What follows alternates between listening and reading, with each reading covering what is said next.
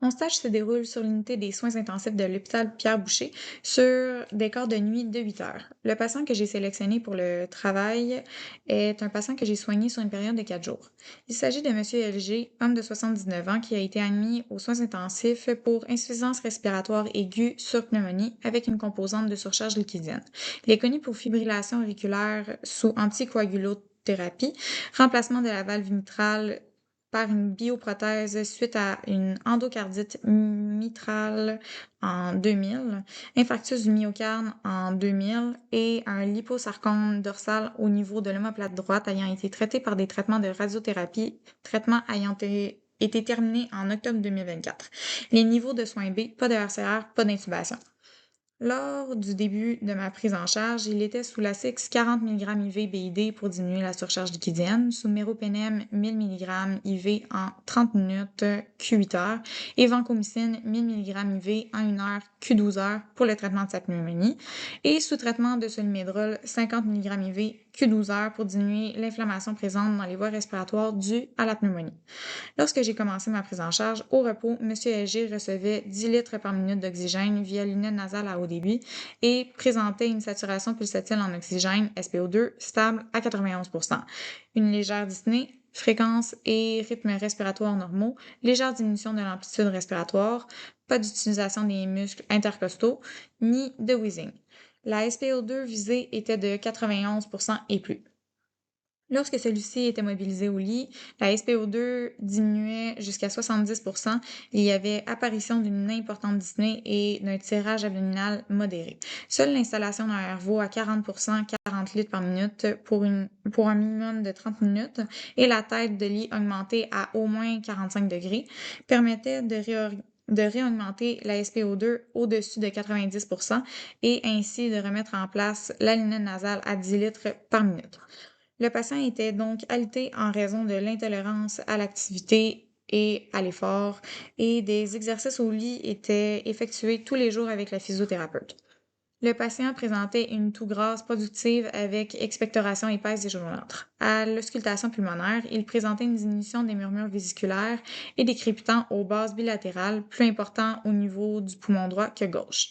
Des radiographies pulmonaires étaient effectuées tous les 2 jours. Le dernier ayant été effectué montrait des opacités alvéolaires droite et inférieure gauche avec un léger épaississement des cisures, pas d'épanchement pleural et une atélectasie au niveau des bases pulmonaires. Le patient était orienté dans les 3 sphères, alerte et collaborant aux soins. Compte tenu que j'ai effectué mon stage de nuit, je n'ai pas rencontré la femme de monsieur, support principal de ce dernier. Il était sous moniteur cardiaque et saturométrie en continu. Durant ma prise en charge, il a toujours été en rythme sinusal. Le patient présentait de la NASAR qui a diminué graduellement au cours de ma prise en charge grâce au traitement de l'Assix-IV auquel celui-ci répondait bien. Il avait une sonde urinaire en place qui drainait en moyenne 700 ml d'urine claire Q8 heures. Il n'avait pas de perfusion intraveineuse en cours. Il ne fait pas d'exercice de respiration ni de spirométrie. À partir de la 3e journée de prise en charge, M. LG présentait maintenant en continu un tirage abdo léger à modéré et une dyspnée légère à modérée au repos avec une fréquence respiratoire à environ 24 par minute. Les autres paramètres de l'évaluation respiratoire n'avaient pas changé.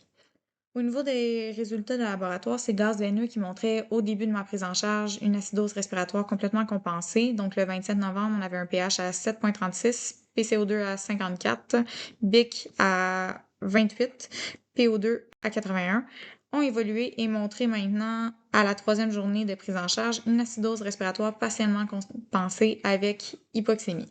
Le 29, on avait un pH à 7,33, PCO2 à 55, BIC à 30 et PO2 à 75. Les lactates et les CRP étaient en augmentation. Les lactates pour les mêmes dates sont passés de 2,4 à 3,4. Les CRP pour les mêmes dates de 26,9 à 193,2. Le patient présentait une légère anémie, hémoglobine stable entre 110 et 115 au cours de ma prise en charge.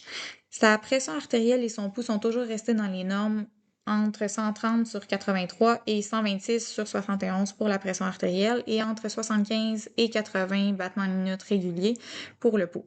n'a jamais accusé de douleur non plus au cours de ma prise en charge, mais à partir de la troisième journée de prise en charge, ses efforts respiratoires ont augmenté, nécessitant l'administration d'une dose de morphine 2,5 mg sous queue de PRN à la troisième journée et 2 autres doses à la quatrième journée de prise en charge pour diminuer les efforts respiratoires et la dyspnée où le patient commençait à démontrer des signes de fatigue respiratoire. À la lumière de ces informations, Monsieur LG présente des échanges gazeux perturbés et une intolérance à l'activité sévère. Toutefois, sachant que pour augmenter la tolérance à l'activité de ce patient, il faut d'abord améliorer la fonction respiratoire du patient. J'ai sélectionné la problématique d'échanges gazeux perturbés comme étant la prioritaire actuellement pour l'infirmière. De plus, la physiothérapeute travaille déjà tous les jours à renforcer la force musculaire et augmenter l'endurance ainsi que la tolérance à l'activité du patient en lui faisant effectuer des exercices au lit. L'équipe multidisciplinaire s'occupe donc déjà en partie de la problématique d'intolérance à l'effort. Pour le reste de ce travail, je me concentrerai donc sur la problématique d'échanges gazeux perturbés. Pour revenir à la collecte de données, plusieurs données me permettent d'arriver au constat d'échanges gazeux perturbés. Tout d'abord, M. LG présente une pneumonie. Selon Urden et al. 2019 et Omen 2008, une infection pulmonaire cause de l'inflammation dans les poumons, ce qui cause une augmentation de la perméabilité des capillaires sanguins. Par la suite, l'augmentation de la perméabilité des capillaires cause un déplacement du liquide se trouvant dans ceux-ci en direction de l'espace alvéolaire et interstitiel. L'augmentation du volume de liquide dans les espaces interstitiels et alvéolaires cause un déséquilibre ventilation-perfusion, causant une hypoxémie s'aggravant au fur et à mesure que l'infection pulmonaire progresse. La ventilation alvéolaire inadéquate reliée à l'accumulation de sécrétions dans les alvéoles due à la pneumonie et à l'atelectasie devient inadéquat pour combler les besoins métaboliques. Cela cause une augmentation graduelle de la PaCO2, pouvant occasionner et ayant occasionné chez M. LG une acidose respiratoire. L'immobilité de M. LG peut également être la cause et aggraver l'atelectasie qui a été observée à la dernière radiographie pulmonaire, atelectasie contribuant au déséquilibre ventilation-perfusion de celui-ci.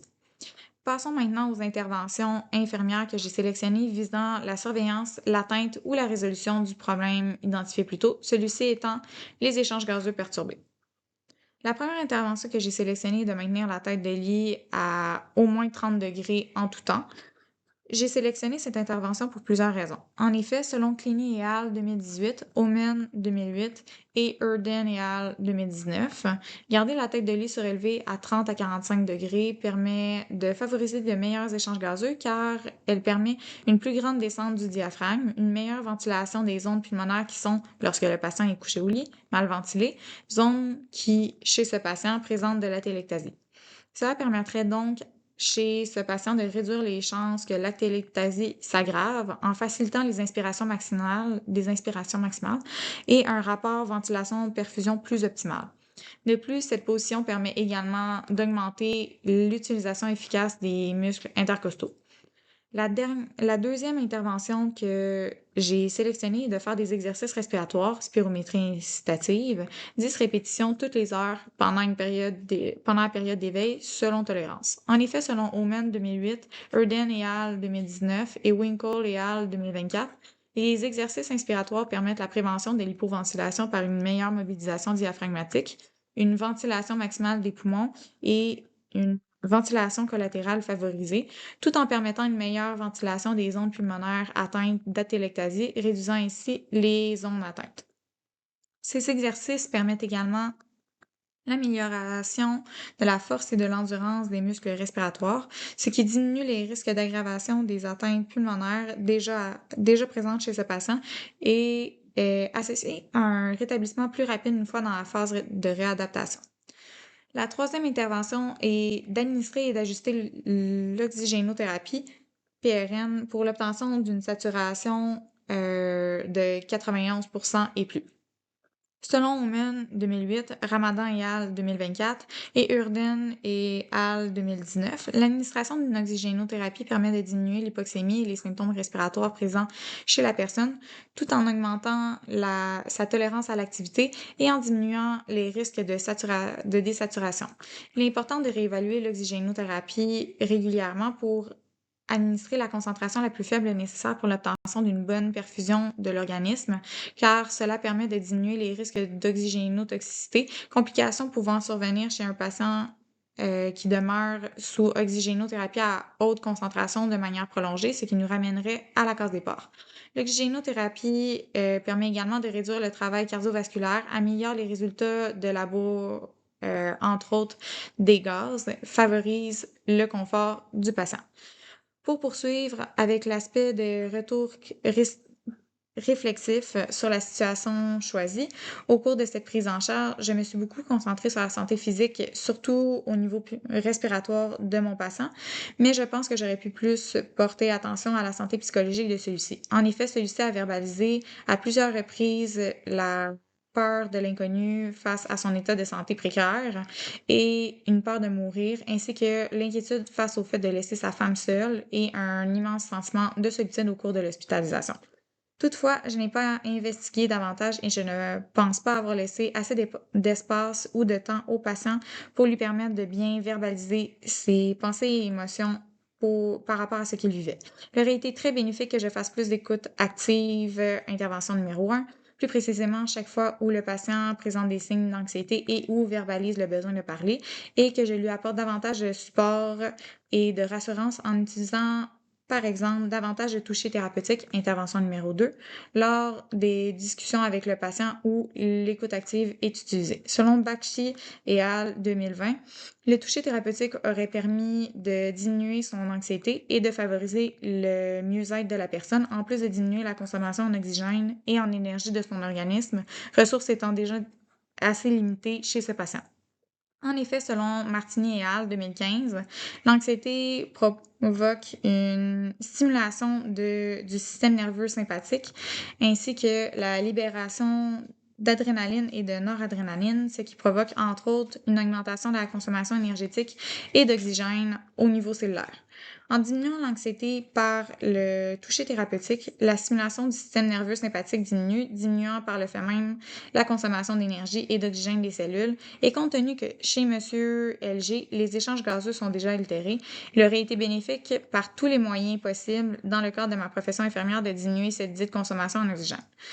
Pour ce qui est de l'écoute active, selon Tostonja et al. 2024, son utilisation permet de créer un environnement sans jugement et favorisant la création de liens de confiance, l'ouverture et l'expression des pensées et émotions, permettant au patient de se sentir écouté et de lui offrir support et rassurance, favorisant donc aussi le mieux-être de la personne.